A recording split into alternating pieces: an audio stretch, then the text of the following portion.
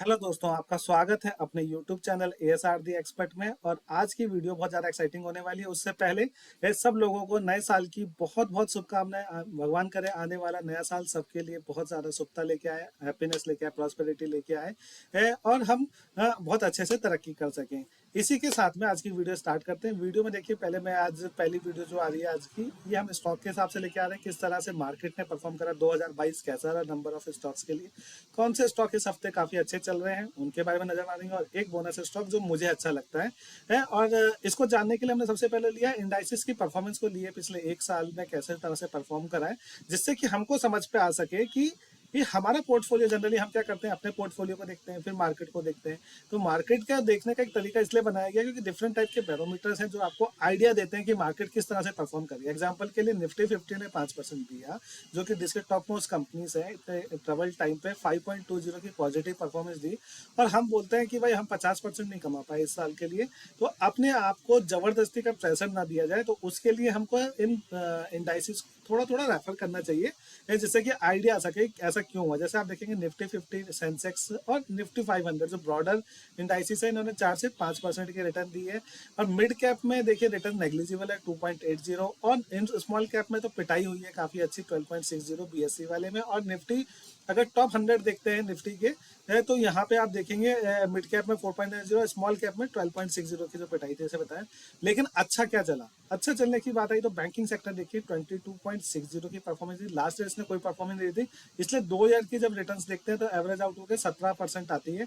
और यहाँ पे बात आती है निफ्टी आईटी, 26% की पिटाई हुई है इसकी, उसके बावजूद भी 2 साल की रिटर्न 8.50 आ रही है। काफी पिटा है निफ्टी आईटी इस साल के अंदर।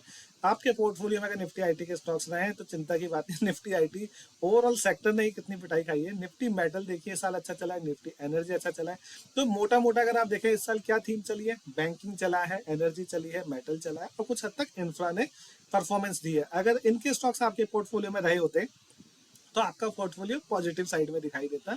हाँ, लेकिन हमारे पास में मिक्स होता है तो इसका मिक्स पिक्चर आपको दिखाई देगी। 8 से 10% की रिटर्न आपको दिखाई दे रही होगी अपने पोर्टफोलियो में। मे बी लोअर साइड पे भी हो सकती है, लेकिन कॉन्फिडेंस आने की जरूरत नहीं है। ऐसा वक्त के संग चलता रहता, अप एंड डाउन। किसी साल 4-5% की रिटर्न आएगी, किसी साल पिछले सालों की तरह 20-30-50% की रिटर्न भी हो सकती है। तो उसके हिसाब से हमारे को रेडी रहना पड़ता है। रियलिस्टिक रिटर्न 15% के अप्रोक्स में हमारे को और रेडी रहना चाहिए, और अपनी स्टॉक पिकिंग की क्वालिटी को बढ़ाना पड़ेगा। क्योंकि देखिए जिस तरह से निफ्टी स्मॉल कैप के अंदर में पिटाई हुई है, तो आप समझ सकते हैं कि क्वालिटी स्टॉक्स जिन पे पढ़ाई लिखाई करके समझ के काम करा गया हो उनके साथ में रहना पड़ेगा। अब बात आते हैं कि निफ्टी 500 लिया मैंने पूरा, उसमें सबसे ज्यादा पिटे कौन से स्टॉक्स। तो आप देखेंगे फ्यूचर रिटेल 94%, लगभग खत्म हो गया ये स्टॉक्स। फ्यूचर कंज्यूमर की बात करते हैं तो यहाँ पे देखेंगे 80% की पिटाई हुई है। धानी सर्विस, हिम्मत सिंका सीड्स आया है। मेट्रोपोलिस हॉस्पिटल को देखिए 61% की पिटाई हुई है।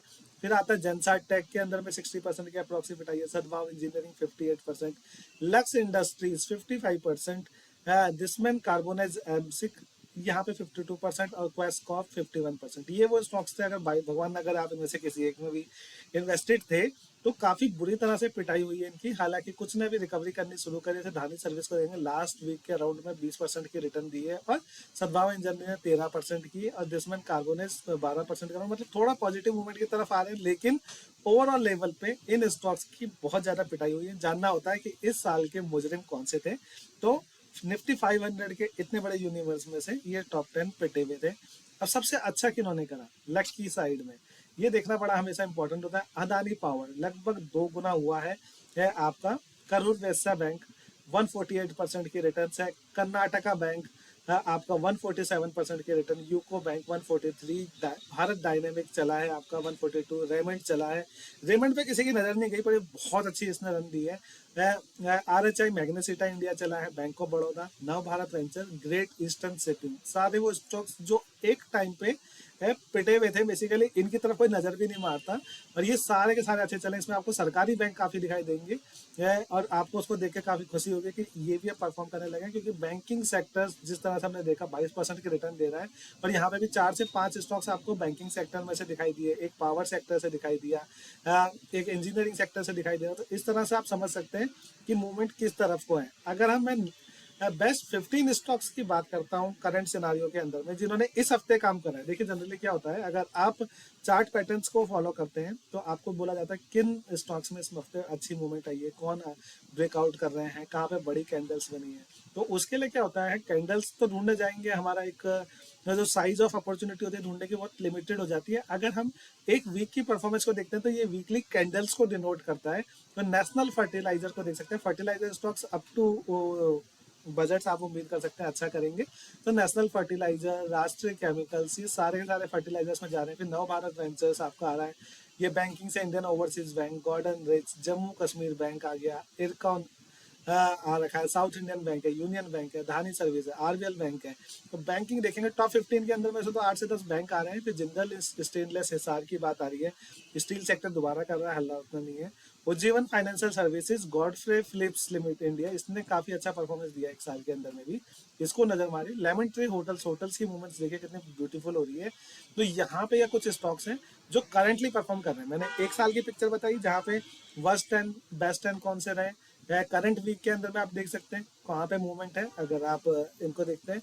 अब बोनस में आते हैं, मेरे को कौन सा बैंक अच्छा लग रहा है इस समय, आईडीएफसी बैंक, हालांकि इन लिस्ट में नहीं है लेकिन ये काफी एग्रेसिवली काम कर रहा है और मेरे को काफी अच्छा लगा पर्सनल लेवल पे।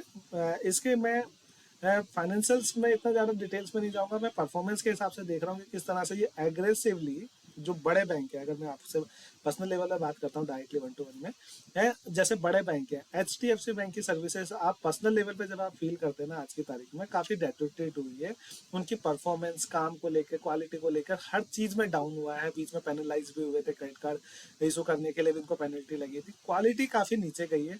और उसी तरह से दूसरा बैंक उस तरह से उभर के नहीं आ रहा जिस तरह से आईडीएफसी बैंक आज की तारीख में मुझे काफ़ी ज़्यादा एग्रेसिव दिखाई दे रहा है। आप डेली बेस पे, इनफैक्ट आज के न्यूज़पेपर में भी अगर देखेंगे तो जीरो ट्रांजैक्शन चार्जेस के संग में काफ़ी एग्रेसिवली इन्वेस्टमेंट एडवर्टाइज कर रहा है और आगे आ रहा है। काफ़ी जगह पर डिस्काउंटिंग में आप देखोगे, आपको आज की तारीख में आईडीएफसी बैंक के डिस्काउंटिंग के कूपन्स भी दिखाई देते हैं। तो ये एक मतलब कस्टमर एक्विजिशन के ऊपर में सर्विसेज को वो चैलेंज करने के लिए, मतलब मार्केट को डिस्टर्ब करने की तरफ में मेरे को काफ़ी एग्रेसिव लगा।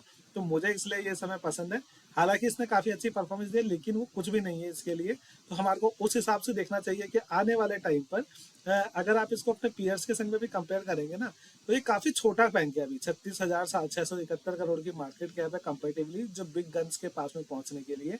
लेकिन अगर आप परफॉर्मेंस देखेंगे तो कहीं पे भी किसी की सेकंड नहीं मिलेगी इसको आपको। तो मेरे को यहाँ पे इसके उसमें काफ़ी अच्छा लग रहा है। और अगर आप ओवरऑल लेवल पे भी देखेंगे तो ये किस तरह से जा रहा है, नेगेटिव ज़्यादा था रिटर्न, इसके जो प्रॉफिट्स थे काफ़ी 111 करोड़, 290, 352, 485, 567, एक पॉजिटिव ट्रेंड साइड के ऊपर में इसका रिजल्ट दिख रहे हैं। अगर इसको मैं चार्ट में देखूँ ना तो ज़्यादा अच्छा समझ में आता है। तो यहाँ पे जाते हैं आप और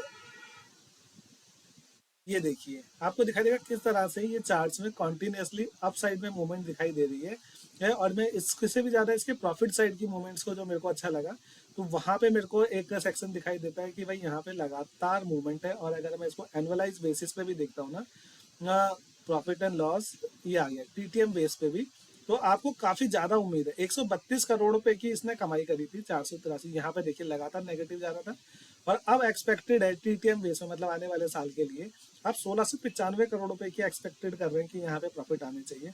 तो मुझे इवन करंट प्राइस के ऊपर में भी, अगर मैं चार्ट लेवल पे भी देखता हूँ, इसका नॉर्मल चार्ट लगा देते हैं प्राइस का, तो कुछ ज्यादा इसने करा नहीं है, बिल्कुल सही पॉइंट पे बैठा हुआ है अभी ये। और आगे जाता है तो अच्छी परफॉर्मेंस की उम्मीद रख सकते हैं। तो मुझे ये अच्छा लगा।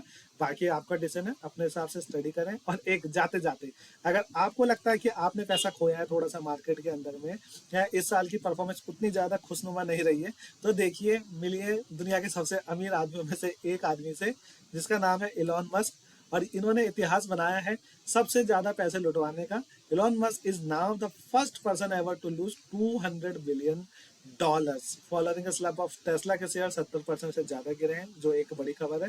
तो इसको आप नोट कर सकते हैं। और यहाँ पे इन्होंने इतिहास के सबसे बड़े आदमी बने हैं जिन्होंने इतना बड़ा पैसा लुटाया। उसके बाद ये बंदा हैप्पी है, खुश है और आगे इन्वेस्ट कर रहा है, डर नहीं रहा है। तो हम लोगों को डरने की किस बात की है। इसी के साथ में 2023 को एक स्ट्रॉन्ग शुरुआत करते हैं। उम्मीद करते हैं पॉजिटिव मूवमेंट करेंगे। और आप सबको, हर एक को नए साल की बहुत बहुत मुबारकबाद।